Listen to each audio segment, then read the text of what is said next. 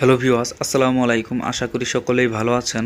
তো আজকের এই ভিডিওতে আমি আপনাদেরকে দেখাবো কিভাবে একটি কম্পিউটার চালু করতে হয় এবং কিভাবে একটি কম্পিউটার বন্ধ করতে হয়।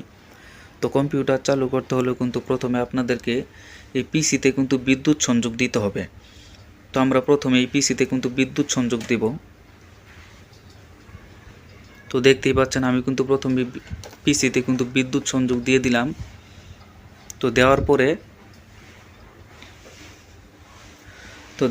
এই পিসিতে দেখতে পাচ্ছেন একটি কিন্তু পাওয়ার বাটন আছে। এই পাওয়ার বাটনটি আপনারা কি করবেন, অন করে দিবেন।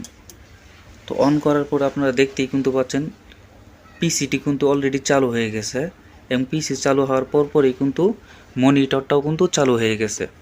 তো একটু সময় নিবে। তো দেখতেই পাচ্ছেন মনিটরটি কিন্তু অলরেডি চালু হয়ে গেছে। তো কম্পিউটারটি চালু করার পর এখন আমি আপনাদেরকে দেখাবো কম্পিউটারটি বন্ধ কিভাবে করবেন। তো এখানে দেখতে পাচ্ছেন এটি হলো মাউস আর এটা হলো মাউসের পয়েন্টার।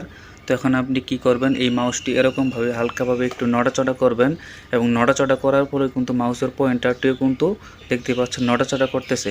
এখন আপনি এই মাউসের পয়েন্টারটিকে এই যে স্টার্ট মেনুর উপরে নিয়ে আসবেন। তো এরকমভাবে নিয়ে আসবেন। নিয়ে আসার পরে মাউসের লেফট বাটনে কি করবেন, আপনি একটি ক্লিক করবেন।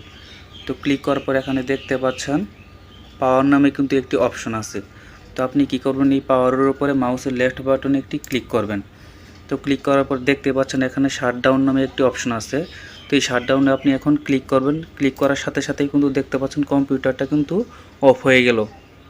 তো বন্ধুরা, ভিডিওটি যদি ভালো লেগে থাকে আপনারা কিন্তু আমার এই চ্যানেলটিকে কিন্তু অবশ্যই সাবস্ক্রাইব করবেন।